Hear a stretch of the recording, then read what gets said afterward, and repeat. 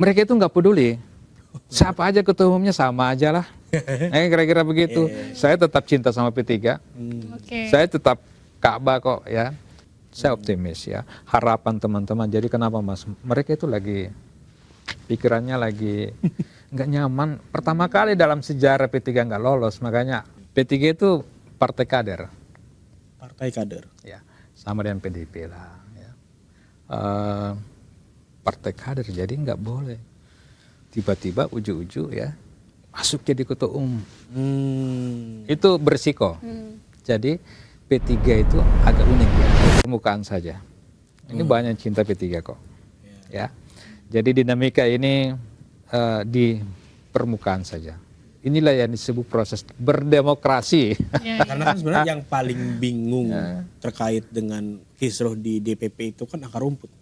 Akar rumput pasti kebingungan. Ini apalagi nih gitu kan, rusuh apalagi nih. Kemana saya harus berlabuh nih ketika ada pilkada atau pemilihan-pemilihan daerah gitu kan.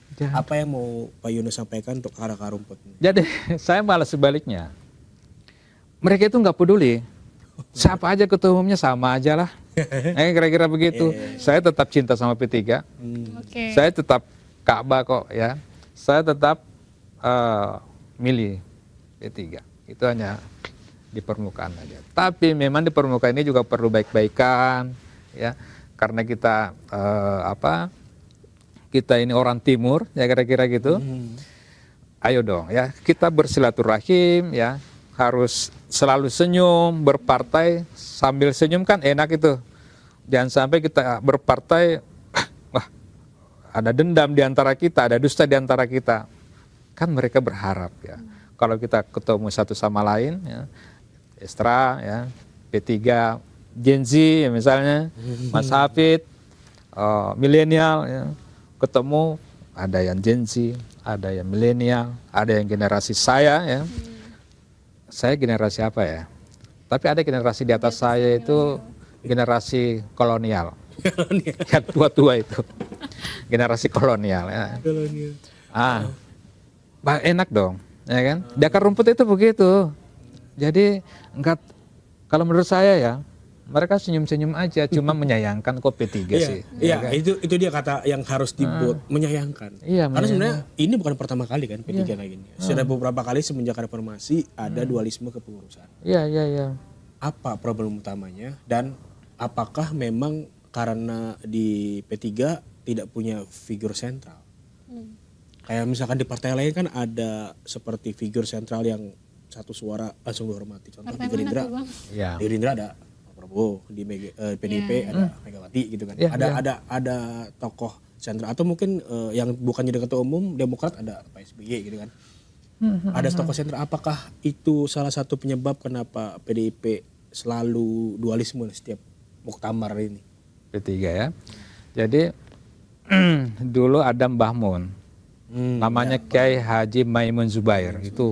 Itu kalau di kita itu namanya Abah Mun ya. Itu tokoh kita, itu panutan kita semua. Itu sejuk. Jadi kalau beliau ngomong itu udah fatwa. Nah, bagi P3. Jadi pada saat itu meskipun kita konflik ya Estra ya, nggak sampai lempar-lempar kursi. Meskipun dalam hati nggak nyaman sama teman kita yang di sana, tapi nggak sampai, itu dalam hati saja. Karena apa? Kita manut, kita menghormati Mbah Mun. Ya. Nah, ketika Mbah Mun udah meninggal, ya, tentu kita sangat kehilangan ya untuk kader P3. Karena kalau ada masalah kayak gini, biasanya yang menyejukkan itu beliau. Nah, beliau sudah nggak ada, ya seperti itulah. Ya.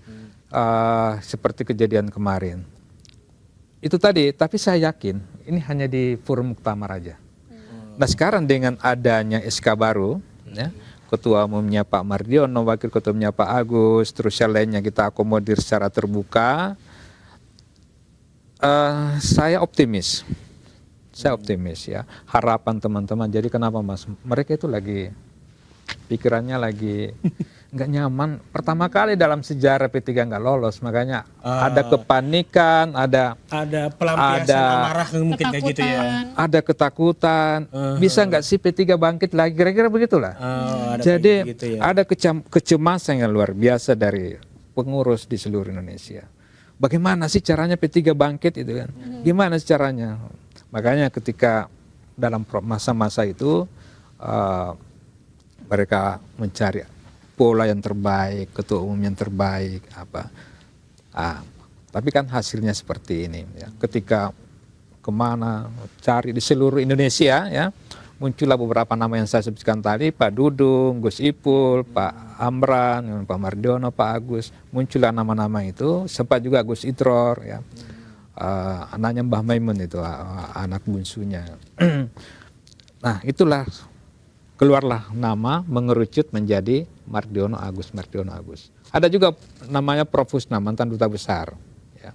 Ada beberapa calon yang ada namanya Pak Epierdi, tapi memang yang paling menguat ke permukaan ada dua nama itu. Ya. Pak Agus dan Pak Mardiono. Nah dengan adanya SK ini tadi insya Allah udah selesai. Semua teman-teman ini punya jiwa besar ya, dan sekarang konsentrasi. Oke, aku nanya agak sedikit kritis nih Bang. Muktamar ini kan awalnya ricu tuh gara-gara ada RT pasal 6B ya kalau nggak salah, yang 6D. 6D yang bilang bahwa harus calon ketua umum harus punya pengalaman menjadi ketua daerah atau pengurus harian. Itu kan dianggapnya menjadi partai yang eksklusif karena tidak tidak memungkinkan figur-figur dari luar untuk masuk ke dalam PKB. P3. P3, sorry. Ya. P3. Hampir sama Iya, hampir sama hijaunya gitu. Itu menurut Bang Yuni sendiri kayak gimana itu? Itu memang masih urgen atau memang orang P3 tuh harus, yang pegang P3 tuh harus memang tahu akar rumput P3 nih kayak. Iya. Gimana? P3 itu partai kader. Partai kader. Ya, sama dengan PDIP lah. Ya. Partai kader, jadi nggak boleh tiba-tiba ujuk-ujuk ya masuk jadi ketua umum. Itu berisiko. Jadi P3 itu agak unik ya. Semua orang bisa saja menjadi ketua umum partai politik ya. Karena dia punya duit banyak, karena dia punya backup sana, backup sini, lalu bolehlah duduk di situ. Tapi kalau P3 beda. Setiap saat ya lalu ya setiap saat bisa saja digantikan di tengah jalan. Ya kan begitu kan? Jadi agak unik. Jadi oleh karena itu memang dari awal kita selektif ya. Dan itu kesepakatan bersama. Kesepakatan bersama yang. Jadi kalau mau masuk, dulu kan ada Pak Sandiaga Uno juga. Yeah. Pak Sandiaga Uno, Pak Sandi. Tadinya juga masuk ya, sudah masuk dan bersama-sama dengan kami. Cuman terakhir ini tidak mencalonkan diri sebagai ketua umum ya. Jadi kita organisasi kader Mas. Ya harus masuk dulu, berproses dulu ini loh, ini kader P3 ini kayak gini nih. Ya kan? Ini partainya lahir dari fusi namanya, dari NU, dari Parmusi, dari Syarikat Islam, dari Perti ya.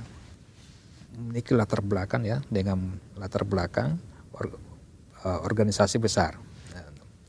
Nah itu harus dipahami dulu. Khawatir kalau langsung ketua umum malah nggak paham lapangan, itu bahaya ya. Jadi basis kita di pesantren ya, basis kita di basis umat Islam ya, di desa-desa, di kota-kota, ya, di ganggang, ya, itulah basisnya P3. Ya.